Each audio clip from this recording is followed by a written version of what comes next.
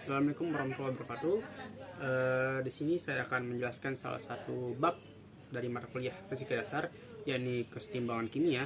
Sebelumnya saya akan memperkenalkan diri terlebih dahulu. Nama saya Maulana Farid Muhammad dengan nomor induk mahasiswa 33210029 kelas A dan dari teknik industri. Kemudian pokok-pokok pembahasan. Jadi di bab ini saya akan membahas dari bagian 2.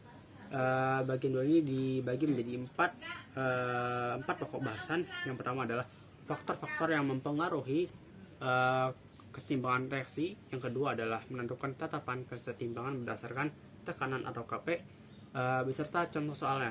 Yang ketiga adalah hubungan Kc dan Kp beserta contoh soalnya. Yang keempat atau yang terakhir adalah aplikasi reaksi kesetimbangan di industri. Kemudian lanjut. Kemudian di sini saya menambahkan ulasan singkat dari dari bagian yang pertama dari bab ini supaya teman-teman bisa lebih memahami poin-poin yang akan saya jelaskan. Yang pertama adalah pengertian dari kesetimbangan kimia. Kesetimbangan kimia ialah reaksi yang terjadi secara bolak-balik atau reversible dalam sistem yang tertutup dan bersifat dinamis atau terus-menerus. Maksud dari secara bolak-balik ini adalah reaksinya itu tuh dari produk ke reaktan dan reaktan ke produk gitu. Jadi bolak-balik. Kemudian yang dimaksud dari dalam sistem tertutup adalah zat-zat yang bereaksi dalam sistem tidak meninggalkan sistem. Kemudian terakhir adalah bersifat dinamis atau terus-menerus. Yang dimaksud adalah walaupun zat-zat yang terdapat dalam sistem reaksi kesetimbangan ini terlihat tidak melakukan reaksi lagi secara makroskopis, tidak terjadi perubahan, tetapi secara mikroskopis tetap terjadi perubahan secara terus-menerus. Kemudian adalah keadaan setimbang. Sebelumnya sudah saya bahas apa itu keadaan setimbang. Keadaan setimbang terjadi apabila laju perubahan reaktan ke produk sama dengan laju perubahan dari produk ke reaktan. Ini teman-teman bisa lihat dari gambar yang sudah saya tampilkan, di mana laju keadaan kesetimbangan terjadi apabila laju dari produk ke reaktan sama dengan laju dari reaktan ke produk. Dalam hal ini teman-teman perlu membedakan di antara laju dengan konsentrasi, karena dalam kondisi setimbang ini terdapat 3 keadaan di mana konsentrasi produk dan reaktan sama. Konsentrasi produk lebih besar daripada konsentrasi reaktan, dan konsentrasi reaktan lebih besar daripada konsentrasi produk. Kemudian tetapan kesetimbangan atau Kc, di sini teman-teman bisa lihat seperti yang sudah saya sampaikan. Kemudian selanjutnya saya akan langsung masuk ke pokok bahasan. Yang pertama adalah faktor yang mempengaruhi kesetimbangan kimia. Faktor yang mempengaruhi kesetimbangan kimia itu ada 5 kurang lebih di sini yang saya tampilkan. Yang pertama adalah pengaruh perubahan konsentrasi. Jika salah satu komponen zat yang terdapat dalam sistem kesetimbangan konsentrasi diperbesar, maka kesetimbangan akan bergeser ke arah komponen zat yang konsentrasinya diperbesar. Sebaliknya, jika konsentrasi salah satu komponen zat dalam sistem dikurangi, maka reaksi kesetimbangan akan bergeser menuju ke arah komponen. Kemudian hal tersebut terjadi karena Kc selalu tetap pada suhu yang sama. Jadi perubahan apapun yang dilakukan pada suatu sistem kesetimbangan itu tidak akan merubah tetapan Kc-nya atau Kp-nya selama suhunya tidak berubah. Kemudian perubahan volume. Menurut asas Chartier, bila volume sistem kesetimbangan diperbesar, maka kesetimbangan akan bergeser ke arah ruas yang mempunyai jumlah partikel atau koefisien yang besar. Sebaliknya, jika volume sistem diperkecil, maka kesetimbangan bergeser ke arah jumlah partikel yang kecil. Contohnya teman-teman bisa lihat, saya sudah tampilkan.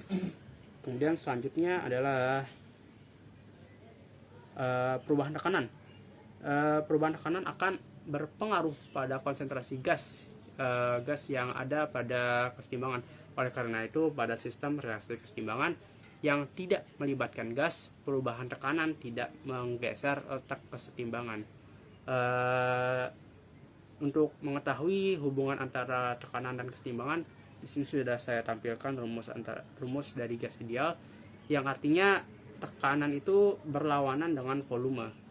Jadi kalau misalnya kalau volume itu tuh yang besar, dia berkebalikan lah sama yang volume.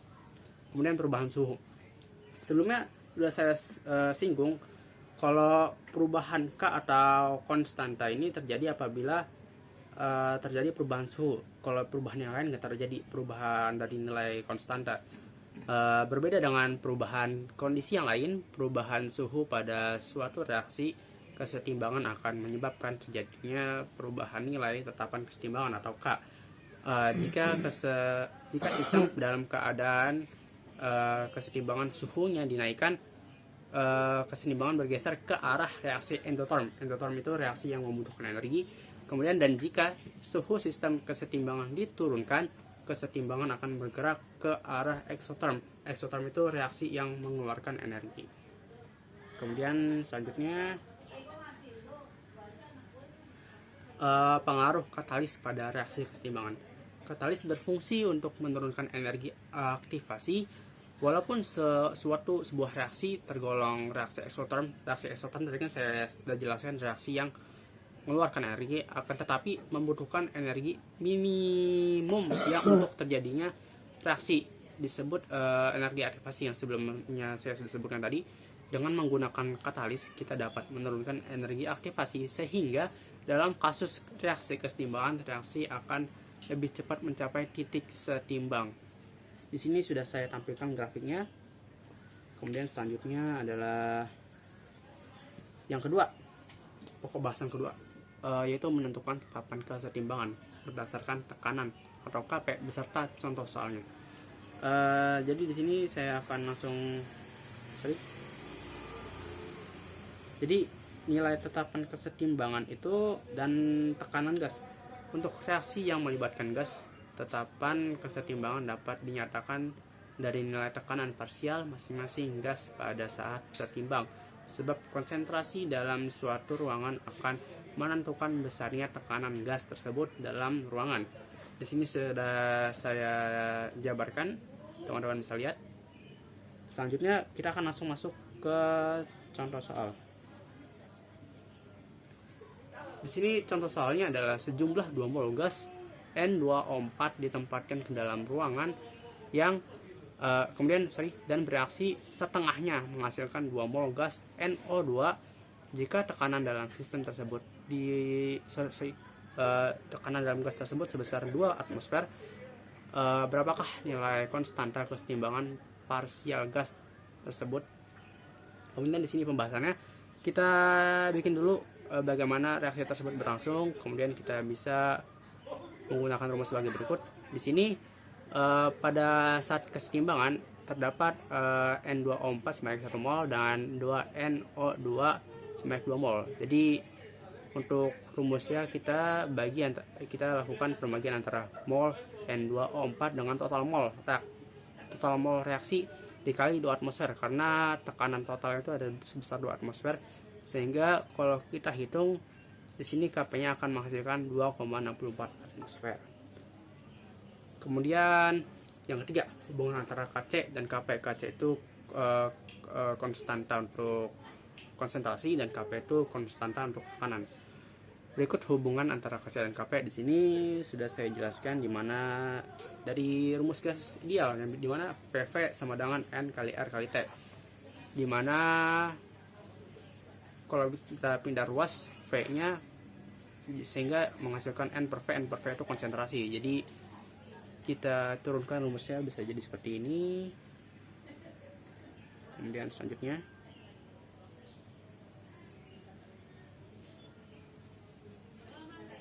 berikut contoh soal yang berhubungan antara KC dan KP. Misalnya diketahui reaksi kesetimbangan sebagai berikut, yaitu N2 yang ini gas plus 3H2 ya gas juga